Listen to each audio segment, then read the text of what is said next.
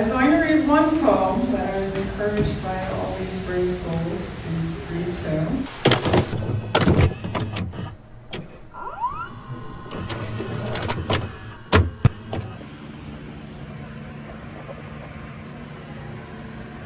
I'm trying to rest before heading to work, and look who's torturing me.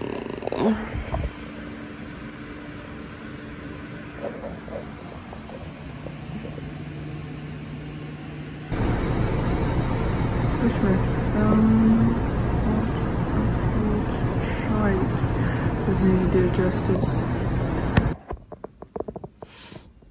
Hello. Yeah, I still forget to vlog, so whatever. So this is kind of me trying to document near the end of me publishing my second poetry book, which is titled In Between. It's a continuation of sorts with my first poetry book, Naked Paradox. Lately, I've been filming poetry reels to re-promote my first poetry book. I've been, journaling to try to help with my mental health. Just been trying to work on the poetry books and stuff. I have like other writing projects as well that I want to work on once the second poetry book is published in May, which is coming up. It will be here sooner than later. I've been collecting the illustrations from the various artists I've hired, people I know from online, from Fiverr, just a little bit of everywhere. And honestly, part of me feels like the idea for this book, basically, for the illustrations in particular, unlike the first book where I used one artist, for this one I used a bunch. And it's all in color versus black and white. I let people basically pick what poem they wanted and interpret it however they did. And on one hand, I think it was a great idea and a great way to push my poetry book into a further creative way. But it also came with challenging my perfectionism and need to control things. No matter what vision I had for what the art or illustration would be for the poem, I let the artist decide whatever they did. And even if they asked my opinion, I mostly tried to let them figure it out, basically. Of course, I would say if I really liked it. And even if I didn't like it, I was like, let me just surrender to the process, basically. And so there's a part of me that feels nervous whether or not this book will be good or not in terms of the illustrations, only because I did something chaotic where I kind of just gave the artist full range. Like, now I'm gonna put it together and hopefully it doesn't look, I don't even know the right word, but I just so I've just been a little stressed about that, I guess. But I guess that's a good thing because it means I'm doing something cool. If you're not a little nervous of what you're making, then are you really making anything worthwhile? It's probably not. But that's how I feel about my poetry reels I've been posting. I'm kind of just like, I feel a little disheartened, and social media sucks anyway. So but yeah, that's all I have this morning as I woke up and journaled and stuff. So off to slavery work I go again. Yay.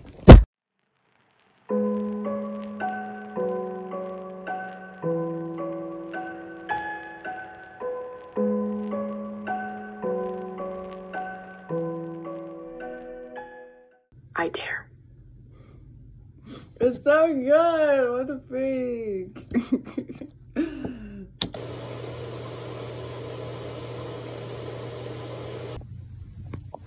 Hello, I just finished filming one of the two last poetry reels for the relaunch of Naked Paradox. Today is not a great day. I figured I'd be real and just, not everything is always positive. Sometimes it's not great film day. I have no idea if the audio came out great. People are cutting grass. My brother was laughing in the other room and we have thin walls and I had to ask him to stop for a second so I could film. I don't know if the shots are any good. I don't know if any of this matters. People aren't really engaging with the reels or whatever on social media, and I try for that to not bother me, but at the same time it does, and that's okay. My feelings are valid. Trying to do healthy perspective here, validating my own feelings. But anyway, yeah, I don't know. I did a poetry open mic a few weeks back in Princeton, and that was terrifying. My anxiety almost took me out, but we're here. Right now, it's not the anxiety, but the depression that's trying to take me out. And I'm just trying to create. That's my therapy to deal with it. But some days, even like today, it's not always enough. I'm gonna be video editing today. Try to get some B-roll footage for the vlog for that. Working on a merch store for my poetry illustrations. So yeah, that's my day. It's a Wednesday. It's a Wednesday.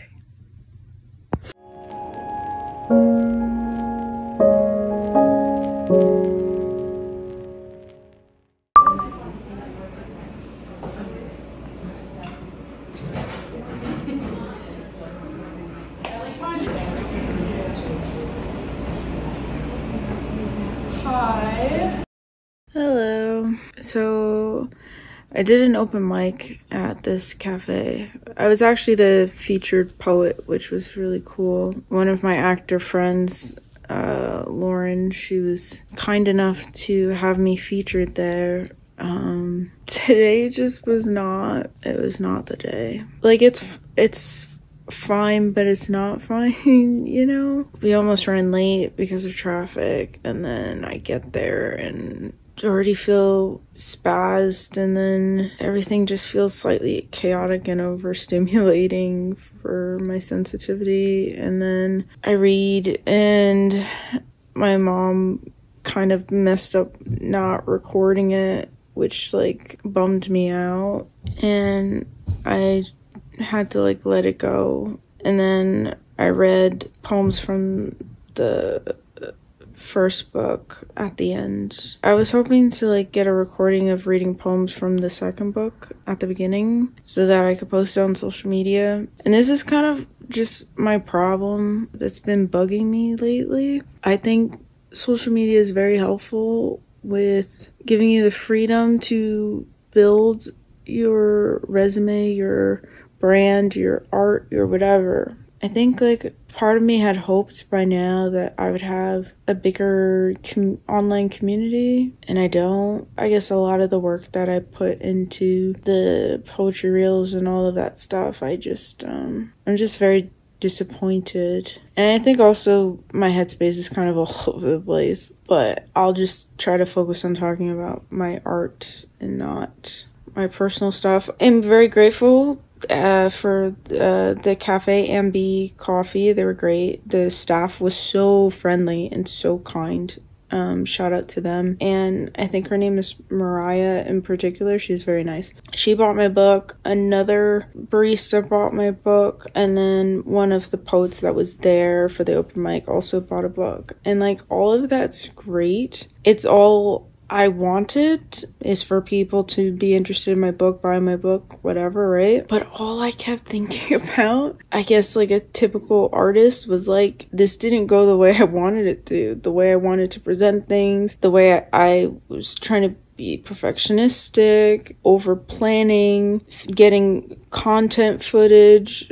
And like all of this is so, it's like, again, on one hand, I like that yeah, you can share your art, but me always thinking about every time I go out to an open mic or just anything I want to do, in the back of my head, I'm like, oh, content, you know? Oh, let me record this or whatever, so I have something to post on social. Like, I was doing good, it not bothering me, and then it went back to bothering me again, where I just, like, I'm about to do the exact opposite of my strategy, which is to pull back and not post as often on social media. Not necessarily to see what happens, but just for the sake of my own mental health and not being pissed off every time I post something and it barely moves the needle of really reaching people at all. Like, you know, I think I'm just sitting with a lot of disappointment. I feel like, I don't know, Frank Ocean, where he had I think like postponed his concert because the presentation just wasn't right for him. Like that's me. Like my whole day will be ruined just because the presentation was not what I wanted. Doesn't matter people bought my book, doesn't matter if it didn't go the way I wanted it to, my mood is thrown off. And because I'm in public, I'm not gonna cause a scene. I'm just gonna push it down, which takes energy. And then on top of that, being an introvert and being slightly highly sensitive, all of that energy is just depleting, and I have to keep putting on a good face. And right now I'm having to like be in my room and just sit here and talk to a camera that will then go into my vlog for my YouTube video, because then the YouTube video helps promote. Like, yes, I choose to do this. I do. I think I'm just trying to express that it's not gonna be perfect. This is frustrating. I am not better than anybody. I have moments like this where I probably sound immature or whatever, and that's okay. And I have a right to feel how I feel. And I can even share it because there's probably someone who may feel how I feel right now, where they're like, I should be happy, but I'm not because this didn't go the way I wanted it to. And I can't not focus on it. And that's okay. I feel like sometimes creatives don't talk about that enough when everybody else sees on the outside like, oh, this is great. But all you can think is like, actually, this was not enjoyable.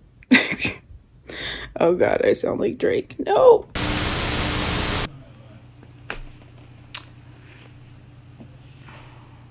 Hello. If I look crazy, it's not my fault. I woke up. Anyway, so I have my proof copy here,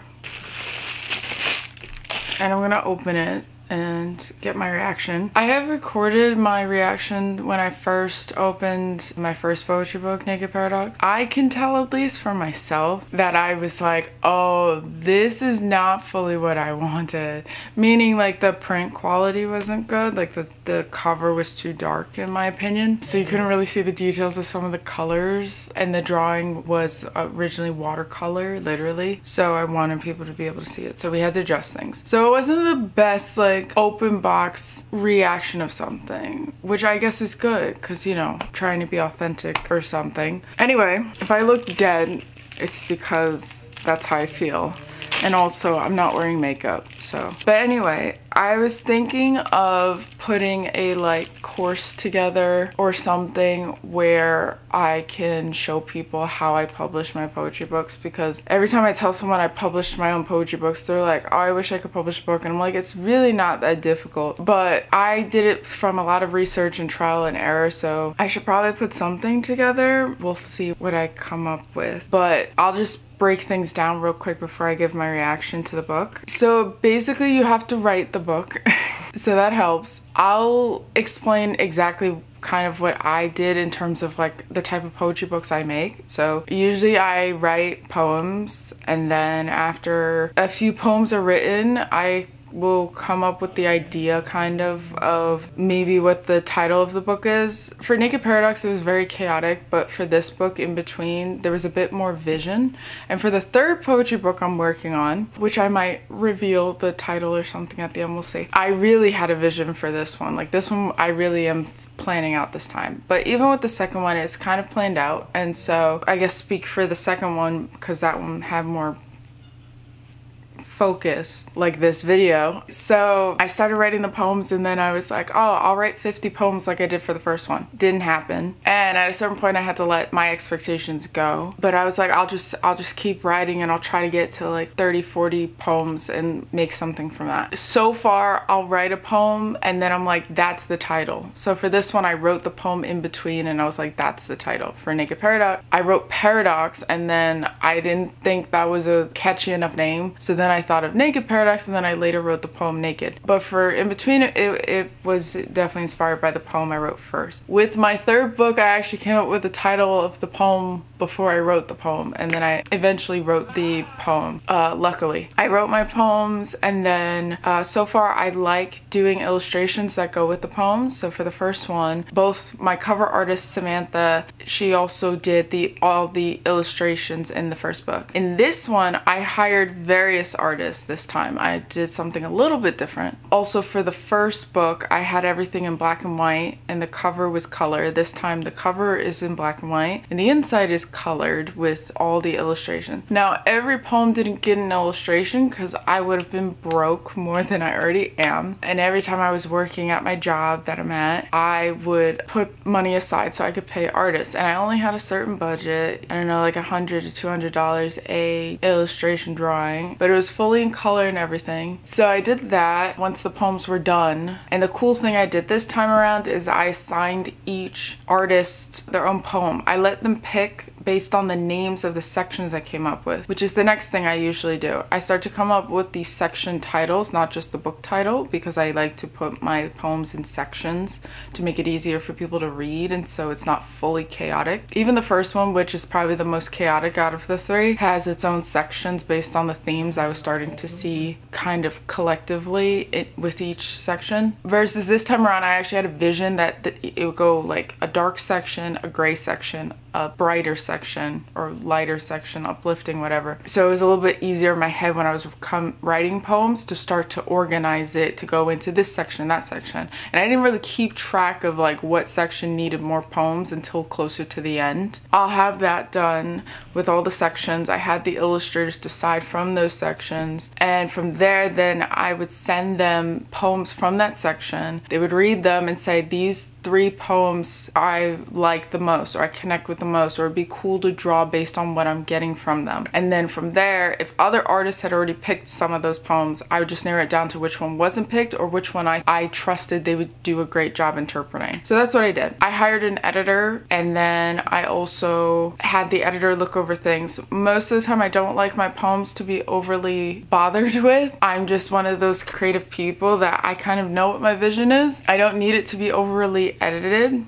And for the most part, I just need someone to put some of the grammar together. My grammar's fine, it's just I don't prioritize it when I'm writing. So I rather someone else have a second eye and be like, that needs a period, that needs a comma, blah, blah, blah. Definitely the first book, I realized I didn't have a lot of punctuation, even though I had an editor. I think that's because we kind of agreed to not do that, but this time around I wanted to do something different, so I let the editor do more punctuation, that sort of thing this time around. There was only one poem that she like removed 2 stanzas of the poem because it repeated itself, but that was my point. When I work with editors, even with the children's book I'm working on, a lot of times I'm that annoying person that's like, trust me, this works this way, I just need you to do this. I become like Miranda Priestley from The Devil Wears Prada, where I'm just like, why is everybody being so annoyingly incompetent? I asked you for this and you're doing this and it's not what I asked for.